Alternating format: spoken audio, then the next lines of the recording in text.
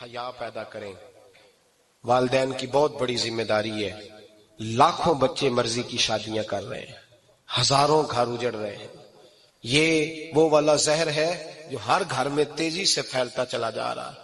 پہلے ہم کہتے تھے کہ بچہ باہر نہ نکلے, اب کہتے ہیں اللہ کہیں موبائل لے کے تنہا نہ بیٹھ جائے, کہیں تنہا نہ بیٹھ جائے. کیا بنے گا اس کا اگر یہ گندگی اور یہ ایسا نشہ ہے جو اجاڑ کے رکھ دے. بخاری شریف میں حدیث ہے, قاضی ایاز مالکی رحمۃ اللہ علیہ نے بڑی تفصیل سے لکھی ہے. راوی حضرت انس بن مالک ہیں. ایک بندہ بڑی دور سے آیا نبی پاک صلی اللہ علیہ وسلم کی زیارت کے لیے, بڑی دور سے. عرب کے جو سردار ہوتے تھے ان کے بڑے ناز نخرے ہوتے تھے. وہ خیر آج بھی ہیں, پروٹوکول کا ماحول آج بھی, یعنی وزیر صاحب کے آگے دو چار گاڑیاں نہ ہوں تو ان کو مزہ ہی نہیں آتا. پولیس والے آگے پیچھے بھاگیں تو حالانکہ ان کو نہیں پتا کہ جو پولیس والے آگے پیچھے بھاگ رہے ہیں نا, یہ حکومت بدلی تو گرفتار کرنے بھی انہوں نے آنا ہے. لیکن وہ بڑا مزہ آتا ہے جب لوگ گاڑی کے پیچھے بھاگتے ہیں. کیا بات ہے جناب, بڑی بات. اور ہماری طبیعتوں میں پتہ نہیں کون سی. تو نبی پاک صلی اللہ علیہ وسلم کی خدمت میں وہ شخص بڑی دور سے آیا. تو عرب کے بادشاہوں کا مزاج تھا, پروٹوکول بڑا چاہتے تھے. ان کا تو یہ طریقہ تھا کہ حکمرانی کرنی ہے جیسے بھی ہو. اگر کسی غلام نے دھوپ میں بندھا رہ گیا, اونٹ اور چھاؤں میں نہیں باندھا تو درے مارتے تھے, اور اگر اس نے کھول کے باندھ دیا تو پھر بھی مارتے تھے. کہتے تھے اتنا سیانا ہو گیا تو انہیں پوچھا ہی نہیں, خود بخود ہی باندھ دیا. وہ شخص حضور کی بارگاہ میں آیا اور بہت سارے لوگوں کے پاس کیونکہ وہ جاتا تھا اپنے سربراہ کا پیغام لے کے, تو وہ کانپ رہا ہے جب حضور کی بارگاہ میں گیا, ڈر رہا ہے. اب ذرا بات کو سمجھنا, نبی پاک صلی اللہ علیہ وسلم نے اس سے فرمایا کیوں ڈرتے ہو, سادہ آدمی ہے, دیہاتی ہے, بدو ہے. اللہ کے رسول نے تھپکی دی, کیوں ڈرتے ہو؟ تو کہتے حضور مجھے آداب نہیں آتے اور مجھے ڈر آتا ہے, کوئی بات اگر ایسی ہو گئی آپ مدینے کی حکومت کے سربراہ ہیں تو کہیں آپ ناراض نہ ہو جائیں. حضرت انس بن مالک فرماتے ہیں بات کہاں کی تھی, پہنچ کہاں گئی. جب اس نے یہ کہا نا کہ آپ تو حکومت کے سربراہ ہیں, کہیں کوئی غلطی نہ مجھ سے ہو جائے, تو نبی پاک کی آنکھوں میں آنسو آ گئے. حضور رونے لگے اور نبی پاک صلی اللہ علیہ وسلم فرمانے لگے نہ بھائی, تو کسی حکومت کے سربراہ کے پاس نہیں آیا, نہ تو اس بیٹے کے پاس آیا ہے جس کی ماں گوشت کے خشک ٹکڑے کھا کے بھی گزارا کر لیتی. میں تو ایک غریب ماں کا بیٹا ہوں.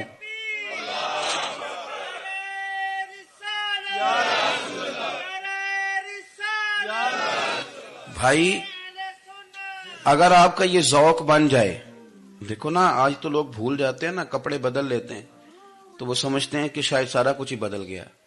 یعنی گاؤں سے آ کر پڑھنے والے بھول ہی گئے ہیں کہ کس کی ماں نے کتنا زیور بیچا تھا. لوگ بھول جاتے ہیں چیزوں کو. اپنے ماضی کو یاد رکھیں, آپ لوگوں کے ساتھ پیار کریں, آپ لوگوں کو موقع دیں, آپ تھوڑی سی اور کوشش کریں اس شخص تک جانے کی جو آپ کو مایوس نظر آ رہا ہے, پریشان نظر آ رہا ہے. یہ ہمیں میلاد والے محبوب صلی اللہ علیہ وسلم نے درس دیا. ایک اور پہلو, حضور سید عالم صلی اللہ علیہ وسلم نے, ہمارے ہاں نا ابھی بھی برادری کی تقسیم ہے, ابھی بھی, اور کچھ میں نے ایسے کمزور لوگ بھی دیکھے. یہ اس طرح کی حرکتیں ہارے ہوئے لوگ کرتے ہیں, ہارے ہوئے لوگ جو اپنے آپ کو سمجھتے ہیں کہ میں کوئی بڑا آدمی ہوں. بڑا آدمی تو اپنے اخلاق سے ہوتا ہے, اپنے کردار سے ہوتا ہے, اپنی سخاوت سے ہوتا ہے, لوگوں سے پیار کرنے سے ہوتا ہے. باقی یہ کہ بیٹھ کے کہانی سنانا کہ میں بڑا کچھ کرتا ہوں, تو جو کچھ کرتا ہوتا ہے اسے سنانے کی کوئی ضرورت ہے. ایک اور بہت سارے لوگ آپ تعزیت کرنے جائیں نا والد کے انتقال کے بعد, تو ان بیچاروں کو بتانا پڑتا ہے کہ ابا جی میرے بغیر دوائی نہیں کھاتے تھے. تو میں کہتا ہوں اگر تیرے بغیر نہیں کھاتے تھے پھر بتانے کی ضرورت نہیں, پھر تو سارے گاؤں کو پتا ہوگا کہ تیرے بغیر نہیں کھاتے تھے. اور اگر کوئی دال میں کالا ہے تو پھر تیری وضاحت کوئی بندہ قبول نہیں کرے گا. تو آپ کو بتانا کیوں پڑ رہا ہے, اور آپ بار بار اس بات کا ذکر کیوں کر رہے ہیں کہ ہم بہت بڑے قبیلے کے ہیں؟ صاحب اگر آپ بڑے قبیلے کے ہیں تو پتا ہوگا سارے علاقے کو آپ کتنا لوگوں کا خیال کرتے ہیں, آپ کس قدر محبت کرتے ہیں, آپ کا انداز کریمانہ کس طرح کا. پھر آپ کو بتانے کی کوئی ضرورت نہیں ہوتی, پھر خود بخود خبر ہوتی ہے. حضرت سیدنا ابو ذر غفاری رضی اللہ تعالیٰ عنہ, قبیلہ بنو غفار ایک بڑی شاخ تھی قبیلوں میں سے. جو لوگ اس زمانے میں مالدار قبیلوں سے تعلق رکھتے تھے ان میں سے ایک بڑا نام تھا. ساری زندگی چودراہٹ کی, لیکن میلاد ایک انقلاب کا نام ہے. میں میلاد منانے والے دوستوں سے گزارش کرتا ہوں کہ آپ ہر سال میلاد منائیں اور ہر سال میلاد کے بعد آپ تھوڑے بدل بھی جائیں، یعنی تھوڑے سے بدل جائیں. کچھ لوگ کہیں یار یہ داڑھی میں نے نا 12 ربیع الاول والے دن رکھی تھی، یہ میری میلاد والی داڑھی ہے. اور داڑھی رکھیں بھی نبی پاک کی مرضی کی. کس کی مرضی کی؟ نہ ناراض ہو جائے جی میں ٹور چلا بس. کس مرضی کی جی؟ اپنی مرضی کے نہیں. داڑھی کا وزن کو نہیں ہوتا کہ پوری مٹھی رکھیں گے تو آپ کو کوئی دقت ہوگی، کوئی وزن نہیں. پوری رکھیں، جو حضور کا طریقہ مبارکہ ہے جو ہمیں ملتا ہے اس پر آپ توجہ فرمائیں. تو میں جو بات عرض کرنے جا رہا ہوں وہ میلاد انقلاب ہے. حضور سید عالم صلی اللہ علیہ وسلم کی بارگاہ میں آنے سے پہلے لوگ کچھ اور ہوتے تھے اور یہاں سے ہو کے جاتے تھے تو پھر ان میں تبدیلی آتی تھی. میں سارا دن کرامتیں سناؤں نا کسی کو اپنے پیر صاحب کی اور اپنے گھر میں بھی کہ میرے حضرت بڑے، میرے استاد بڑے، لیکن بیوی کے ساتھ اگر میں ترش لہجے میں بات کروں گا تو وہ کہے گی اے سکھاندے نے تینوں پیر صاحب. دوست کہیں گے یہ سکھاتے ہیں آپ. تو آپ کی کہانیاں نہیں چلتی، آپ کا کردار چلتا ہے. حضرت ابو ذر غفاری رضی اللہ تعالیٰ عنہ فرماتے ہیں چونکہ میں چودھری تھا، سیدنا بلال حبشی رضی اللہ تعالیٰ عنہ کے پاس میں بیٹھا تھا. کسی بات میں بات آگے بڑھی اور بڑھتے بڑھتے بات شکنجی تک چلی گئی.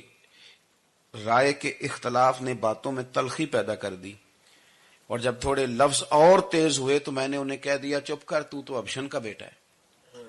کس کے بیٹے تھے حضرت بلال؟ کہتے ہیں جب انہوں نے مجھے کہا تو میرا دل بڑا ٹوٹا، لیکن میں نے ارادہ کیا کہ میں نے حضور کی بارگاہ میں نہیں عرض کرنی. اب ہر بات کی ہم حضور کی بارگاہ میں شکایت کریں. لیکن میں جا کے مسجد میں بیٹھا اور جب سرکار آئے نا، ارادہ نہیں تھا کہ عرض کروں گا، لیکن حضور کا چہرہ دیکھا تو دکھ میرا خود ہی تازہ ہو گیا. رونے کا بھی تو تب ہی مزہ آتا ہے نا کوئی اپنا ملے تو. فرماتے ہیں کہ میرے آنسو نا بغیر اختیار کے چھلک پڑے اور میں کھل کے روئے، کھل کے. قربان جاؤں محبوب کے بھی حضور نے پاس نہیں بلایا بلکہ نبی پاک اٹھ کے خود میرے پاس آئے اور مجھے کندھوں سے پکڑ کے سینے سے لگایا. اور جب میں کھل کے رو لیا تو حضور میرے آنسو پوچھنے لگے. کچھ شعر ایسے ہوتے ہیں جو کسی نے کہے ہوتے ہیں اور کہنے والا جو ہوتا ہے وہ صاحب حال ہوتا ہے تو اس میں کچھ خوبصورتی زیادہ ہی ہو جاتی ہے. ایک پنجابی کے شاعر ہمارے گجرات میں گزرے، بزرگ تھے، ان کا ایک شعر ہے. وہ کہتے ہیں ایک باری میری آنکھیاں چوں اونا نے اتھرو پونجے سن. ایک باری میری آنکھیاں چوں اونا نے اتھرو پونجے سن، ہن تے چسکا پی گیا رونے دا. ایک باری میری آنکھیاں چوں اونا نے اتھرو پونجے سن، ہن تے چسکا پی گیا رونے دا تے ہر ویلے آہو زاری دا. تو میں روز رونے لگا ہوں. مزہ ہی بڑا آیا ہے جب سے محبوب نے چپ کرانا شروع کیا. میرے عزیز، اور پھر حضرت بلال حبشی رضی اللہ تعالیٰ عنہ چونکہ حضور کے غلام تھے اور انہیں پتا تھا کہ سرکار میری ناز برداری کرتے ہیں. حضور نے چپ کرایا. فرمایا کیوں روتے ہو؟ تو عرض کرنے لگے یا رسول اللہ صلی اللہ علیہ وسلم اگر میں ابشن کا بیٹا ہوں تو میری تو غلطی کوئی نہیں نا، یہ تو تقسیم اللہ کی ہے نا. الذی خلقک فسواک فعدلک فی ای صورت ما شاء رکبک. جس طرح وہ چاہتا ہے، جس کو چاہتا ہے اس طرح کی اس کی صورت بنا دیتا ہے. تو مجھے ابشن کا بیٹا کہا جاتا ہے، میری غلطی کیا ہے؟ حضرت بلال نے بھی نہیں بتایا کس نے کہا، لیکن نبی پاک صلی اللہ علیہ وسلم نے کیا فرمایا. امام یوسف صالحی نے لکھا ہے، ذرا غور کرنا بات پر، تسلیاں لوگ اور رنگ میں بھی دیتے ہیں پر یہ تسلی بڑی انوکھی ہے. حضور فرمانے لگے بلال اگر تو ابشن کا بیٹا تو پریشان کیوں ہوتا ہے؟ کالے رنگ والی ماں کا بیٹا ہے تو پریشان کیوں ہوتا ہے اگر تیری والدہ کا رنگ کالا ہے تو؟ عرض کی حضور آپ کیا فرمانا چاہتے ہیں؟ تو سرکار فرمانے لگے میں دو ماؤں کا بیٹا ہوں، ایک جناب آمنہ جنہوں نے مجھے پیدا کیا اور ایک حضرت ام ایمن جنہوں نے میری پرورش کی، مجھے بڑا کیا. حضور فرمانے لگے میری ماں آمنہ کا رنگ گورا تھا اور میری ماں ام ایمن کا رنگ کالا ہے.